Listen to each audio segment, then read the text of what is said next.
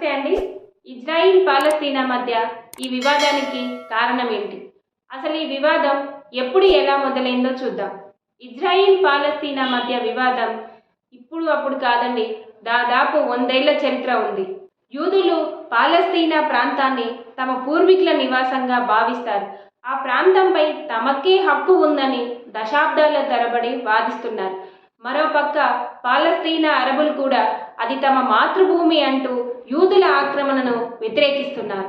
మొదటి ప్రపంచ యుద్ధంలో మధ్యప్రాచ్యంలో పాలస్తీనా ప్రాంతాన్ని పాలిస్తున్న హోప్టోమన్ సామ్రాజ్య ఓటమిని చవిచూసిన తర్వాత ఆ ప్రాంతం బ్రిటన్ ఆధీనంలోకి వచ్చింది.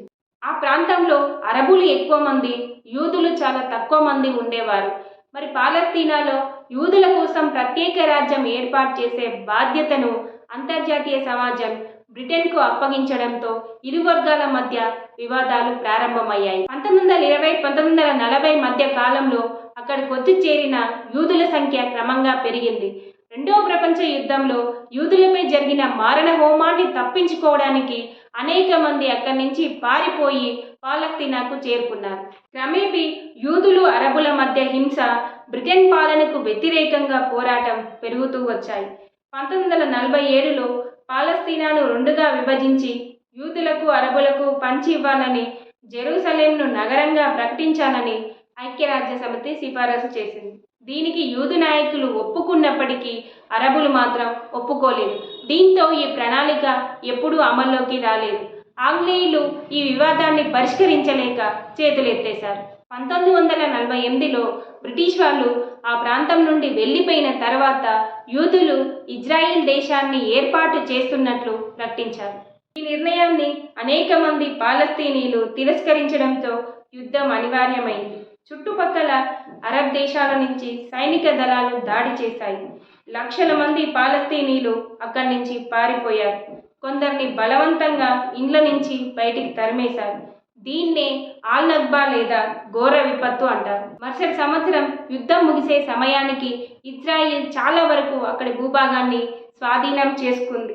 వెస్ట్ బ్యాంక్ అని పిలిచే ప్రాంతాన్ని, జోర్డాన్, గాజా ప్రాంతాన్ని ఈజిప్టు ఆక్రమించుకుంది. జెరూసలేంని రెండుగా విభజించి పశ్చిమం వైపు ఇజ్రాయిల్ దళాలు, తూర్పు వైపు జోర్డాన్ దళాలు పంచుకున్నాయి.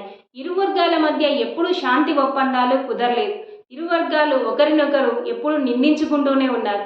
తర్వాతి దశాబ్దాల్లో మరిన్ని యుద్ధాలు, మరిన్ని వివాదాలు, మరిన్ని పోరాటాలు నెలకొన్నాయి. 1967లో జరిగిన మరొక యుద్ధంలో వెస్ట్ బ్యాంక్, తూర్పు జెరూసలేంని కూడా ఇజ్రాయిల్ ఆక్రమించింది. గాజా, వెస్ట్ బ్యాంక్, జోర్డాన్, సిరియాలలో పాలస్తీనియన్ శరణార్థులు, వారి వారసులు అధిక సంఖ్యలో నివసిస్తున్నారు. వీరంతా తమ మాతృదేశానికి తిరిగి వెళ్లేందుకు ఇజ్రాయిల్ అనుమతించట్లేదు. వీళ్ళు స్వదేశానికి చేరుకుంటే అక్కడ వీళ్ళ సంఖ్య పెరిగిపోయి యూదు రాజ్యంగా ఉన్న తమ దేశ ఉనికి ప్రమాదంలో పడే అవకాశం ఉందని ఇజ్రాయిల్ అంటుంది. వెస్ట్ బ్యాంకు ఇప్పటికీ ఇజ్రాయిల్ ఆధీనంలోనే ఉంది. 2005లో గాజా నుంచి ఇజ్రాయిల్ వైదొలిగినప్పటికీ ఐక్యరాజ్య సమితి ఆ భూమిని ఇప్పటి వరకు ఆక్రమిత భూభాగంగానే పరిగణిస్తుంది. మొత్తానికి జెరూసలేంని తమ రాజధానిగా ఇజ్రాయిల్ ప్రకటించుకుంది. కాగా పాలస్తీనియన్లు కూడా తూర్పు జెరూసలేంని భవిష్యత్తు పాలస్తీనా రాజ్యానికి రాజధానిగా పేర్కొన్నారు. గత 50 ఏళ్లలో ఇజ్రాయిల్లు ఈ ప్రాంతంలో అనేక నివాసాలను ఏర్పాటు చేసుకున్నారు. ప్రస్తుతం అక్కడ 6 లక్షల మందికి పైగా యూదులు నివసిస్తున్నారు. అంతర్జాతీయ చట్టాల ప్రకారం ఇవన్నీ ఆక్రమించి కట్టినవని, శాంతి భద్రతలకు భంగం కలిగిస్తున్నాయని పాలస్తీనీలు ఆరోపిస్తున్నారు. అయితే ఇజ్రాయిల్ ఈ ఆరోపణను తోసిపుచ్చింది. తూర్పు జెరూసలేం, గాజా, వెస్ట్ బ్యాంక్లో నివసిస్తున్న పాలస్తీనీలకు ఇజ్రాయిల్కు మధ్య తరచూ వివాదాలు చెలరేగుతుంటాయి. తీవ్ర ఉద్రిక్త పరిస్థితులు నెలకొంటుంటాయి.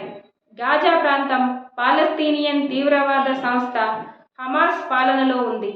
ఈ సంస్థ ఇజ్రాయిల్తో అనేక సార్లు పోరాడింది. ఇజ్రాయిల్, ఈజిప్టు దేశాలు హమాస్కు ఆయుధాలు చేరకుండా గాజా సరిహద్దుల్లో గట్టిగా కాపలా కాస్తున్నారని, ఇజ్రాయిల్ చర్యలు, ఆంక్షల కారణంగా తాము కష్టాల పాలవుతున్నామని గాజా, వెస్ట్ బ్యాంకుల్లో ఉన్న పాలస్తీనీలు ఆరోపిస్తున్నారు. అయితే పాలస్తీనీలు సృష్టిస్తున్న హింస నుంచి తమను తాము రక్షించుకోవడానికి మాత్రమే ప్రతిఘటిస్తున్నామని ఇజ్రాయిల్ చెబుతుంది. అనేక అంశాలలో ఇజ్రాయిల్ పాలస్తీనియన్ల మధ్య అంగీకారం కుదరడం లేదు. పాలస్తీనియన్ శరణార్థుల భవిష్యత్ ఏంటి? వెస్ట్ బ్యాంకులో యూదుల నివాసాలు ఉంచాలా, తొలగించాలా? జెరూసలేంను ఇరు వర్గాలు పంచుకోవాలా వద్దా? ముఖ్యంగా ఇజ్రాయిల్తో పాటు పాలస్తీనా రాజ్యం కూడా ఏర్పడాలా వద్దా? ఇలా పలు అంశాల్లో ఇరు వర్గాల మధ్య రాజీ కుదరడం లేదు. దశాబ్దాలుగా అనేక మార్లు శాంతి చర్చలు జరుగుతున్నప్పటికీ ఈ వివాదాలు మాత్రం పరిష్కారం కావడం లేదు. ఇరు వర్గాల మధ్య సయోధ్య కుదిరితే తప్ప ఈ క్లిష్టమైన సమస్యలు పరిష్కారం కావు.